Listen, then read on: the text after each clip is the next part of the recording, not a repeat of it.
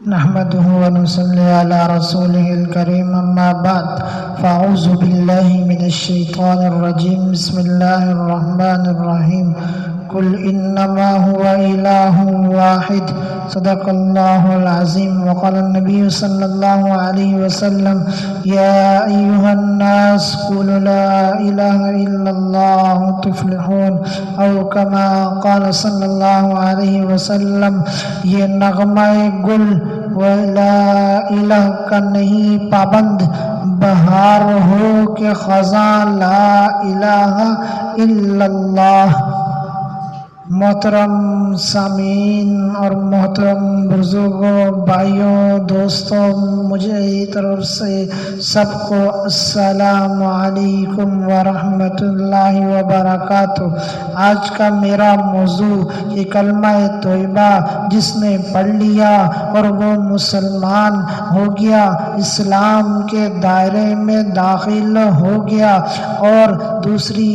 ہے کہ کافر اور فاجر جو ہیں ان کی خوشحالی پر رشک نہ کرو کہ یہ تو خوشحال ہیں، ہم نے تو کلمہ پڑھ لیا، ہم اسلام میں داخل ہو گئے، ہمارے پر اتنی خوشحالی نہیں، ہمارے پر تنگی ہے۔ تو اس کے متعلق کچھ ہے۔ سامعین محترم، کلمہ طیبہ اسلام میں داخل ہونے کا مین دروازہ ہے۔ جو شخص کفر سے اسلام میں اور شرک سے توحید میں داخل ہونا چاہتا ہے، وہ سچے دل سے اگر اس کلمہ طیبہ کو پڑھ لے گا وہ مسلمان ہو جائے گا۔ اس مبارک کلمے کے دو حصے ہیں۔ پہلا حصہ لا الہ الا اللہ، دوسرا حصہ محمد رسول اللہ۔ گرامی قدر حاضرین، پہلے حصے میں اگرچہ 4 لفظ ہیں مگر ان میں پورے دین کی ترجمانی موجود ہے، اور اس لا الہ الا اللہ کا اصلی اور حقیقی معنی اور مفہوم اگر ہمیں سمجھ میں آ جائے تو ہم ہر قسم کے شرک اور بدعت سے محفوظ ہو جائیں، ہمارا ایمان مضبوط ہو جائے۔ لا الہ الا اللہ کا معنی ہے نہیں ہے کوئی معبود مگر ایک اللہ، اور یہ وہی کلمہ ہے جس کی دعوت کم و بیش 1,24,000 انبیاء علیہ السلام دیتے رہے، اور اپنی قوم اور ملت کو اپنے اس کلمے کی طرف بلاتے رہے۔ چنانچہ حضرت نوح علیہ السلام نے 950 سال تک اسی کلمے کی دعوت دی، ہود علیہ السلام نے بھی اسی کلمے کی دعوت دی، صالح علیہ السلام نے بھی اسی کلمے کی دعوت دی، شعیب علیہ السلام نے بھی اسی کلمے کی دعوت دی، ادریس علیہ السلام نے بھی اسی کلمے کی دعوت دی، ابراہیم علیہ السلام نے بھی اسی کلمے کی دعوت دی، اسحاق علیہ السلام نے بھی اسی کلمے کی دعوت دی، یعقوب علیہ السلام نے بھی اسی کلمے کی دعوت دی، یوسف علیہ السلام نے بھی اسی کلمے کی دعوت دی، داؤد علیہ السلام نے بھی اسی کلمے کی دعوت دی، سلمان علیہ السلام نے بھی اسی کلمے کی دعوت دی، موسیٰ علیہ السلام نے بھی اسی کلمے کی دعوت دی، عیسیٰ علیہ السلام نے بھی اسی کلمے کی دعوت دی۔ سب سے آخر میں میرے اور آپ کے محبوب پیغمبر صلی اللہ علیہ وسلم نے بھی اسی کلمے کی دعوت دی اور فرمایا یا ایھا الناس قولوا لا الہ الا اللہ تفلحون، اے لوگوں لا الہ الا اللہ کی گواہی دے دو، کامیاب ہو جاؤ گے۔ معلوم ہوا کہ تمام انبیاء علیہ السلام اسی کلمے پر محنت فرماتے رہے، اس بات کی طرف راغب کرتے رہے کہ اللہ کے سوا کوئی معبود نہیں، اللہ کے سوا کوئی مسجود نہیں، اللہ کے سوا کوئی مابی نہیں، اللہ کے سوا کوئی خالق نہیں، اللہ کے سوا کوئی مالک نہیں، اللہ کے سوا کوئی مشکل کشا نہیں، اللہ کے سوا کوئی حاجت روا نہیں، اللہ کے سوا کوئی حاضر ناظر نہیں، اللہ کے سوا کوئی رزاق نہیں۔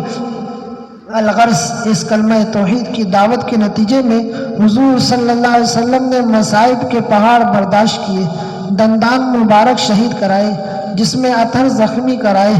اور گھر بار چھوڑا مگر کلمہ نہیں چھوڑا۔ صحابہ رضی اللہ عنہ لہو لہان ہو گئے مگر کلمہ نہیں چھوڑا۔ یاران رسول صلی اللہ علیہ وسلم لہو لہان ہو گئے مگر کلمہ نہیں چھوڑا۔ اہل بیت رسول صلی اللہ علیہ وسلم لہو لہان ہو گئے مگر کلمہ نہیں چھوڑا۔ حضرت بلال رضی اللہ عنہ کو گرم ریت پر گھسیٹا گیا مگر کلمہ نہیں چھوڑا۔ حضرت خبیب رضی اللہ عنہ کو انگاروں پر لٹکایا گیا مگر کلمہ نہیں چھوڑا۔ حضرت سمیہ رضی اللہ عنہ کو نیزہ مار کر شہید کر دیا گیا مگر کلمہ نہیں چھوڑا۔ حضرت حذیفہ سہمی رضی اللہ عنہ کو ابلتے ہوئے پانی میں ڈالا گیا مگر کلمہ نہیں چھوڑا۔ حضرت مسلم خولانی رحمۃ اللہ علیہ کو دبتے ہوئے انگاروں میں ڈالا گیا مگر کلمہ نہیں چھوڑا۔ آپ کی رسالت کے بغیر مکمل ہی نہیں ہو سکتا، دین آپ کی رسالت کے بغیر کامل نہیں ہو سکتا، اسلام آپ کی رسالت کے بغیر پورا نہیں ہو سکتا۔ بلکہ میں تو کہتا ہوں کہ آپ صلی اللہ علیہ وسلم کی رسالت دین کے ضامن، آپ صلی اللہ علیہ وسلم کی رسالت اسلام کے ضامن، آپ صلی اللہ علیہ وسلم کی رسالت ایمان کے ضامن، آپ صلی اللہ علیہ وسلم کی رسالت عدل اور انصاف کے ضامن، آپ صلی اللہ علیہ وسلم کی رسالت اخوت اور بھائی چارہ کے ضامن، آپ صلی اللہ علیہ وسلم کی رسالت دین اور دنیا کی فلاح اور بابودی کی ضامن، لا الہ الا اللہ محمد رسول اللہ، کہ اللہ کے سوا کوئی معبود نہیں، محمد صلی اللہ علیہ وسلم کے سوا کوئی رسول نہیں، اور خدا خدائی میں یکتا، محمد صلی اللہ علیہ وسلم مصطفی میں یکتا، خدا کے بعد خدا کوئی نہیں ہو سکتا، حضور کے بعد رسول کوئی نہیں ہو سکتا، خدا پر خدائی ختم، حضور صلی اللہ علیہ وسلم پر مصطفی ختم۔ اب ہمارے مسلمان بھائی جو ہیں وہ انہوں نے کلمہ پڑھ لیا، اب ان پر کوئی ذرا سی تکلیف کوئی مصیبت آ جائے وہ پریشان ہوتے ہیں، کہتے ہیں کہ ہمارے جو مسلمان بھائی ہیں ان پر تکلیفیں آتی ہیں، اتنے یہ کبھی بھی خوش نہیں ہوتے، کافر جو ہیں وہ ان کو اتنی نعمتیں ملی ہوئی ہیں، اتنے خوش، اتنے بنگلے ان کے پاس، اتنی گاڑیاں، اتنے عیش و آرات ہیں، ہمارے پاس نہیں ہے۔ تو اس کے متعلق ایک حدیث نقل کر اس پر تشریح کر کے انشاءاللہ اپنی بات کو ختم کرتا ہوں۔ عن ابی ہریرہ رضی اللہ عنہ قال قال رسول اللہ صلی اللہ علیہ وسلم لا تغبطن فاجرا بنعمت فإنك لا تدری ما هو لیکن بعد موته ان له عند الله قاتلا لا يموت یعنی النار، رواہ البغوی فی شہر السن۔ حضرت ابو ہریرہ رضی اللہ عنہ سے روایت ہے، رسول اکرم صلی اللہ علیہ وسلم نے فرمایا تم کسی بدکار کافر یا فاجر پر کسی نعمت اور خوشحالی کی وجہ سے کبھی ہرگز رشک نہ کرنا، تم کو معلوم نہیں کہ مرنے کے بعد اس پر کیا کیا مصیبتیں پڑنے والی ہیں۔ اللہ کے یہاں یعنی آخرت میں اس کے لیے ایک ایسا قاتل ہے جس کو کبھی موت نہیں۔ اس حدیث کو حضرت ابو ہریرہ رضی اللہ عنہ سے روایت کرنے والے راوی عبداللہ بن ابی مریم کہتے ہیں کہ رسول اللہ صلی اللہ علیہ وسلم کا مطلب اس قاتل سے دوزخ کی آگ ہے، یعنی وہ بے چارہ ہمیشہ ہمیشہ دوزخ کے عذاب میں رہنے والا ہے۔ بس ایسے شخص پر رشک کرنا کتنی بڑی حماقت اور گمراہی ہے۔ تشریح: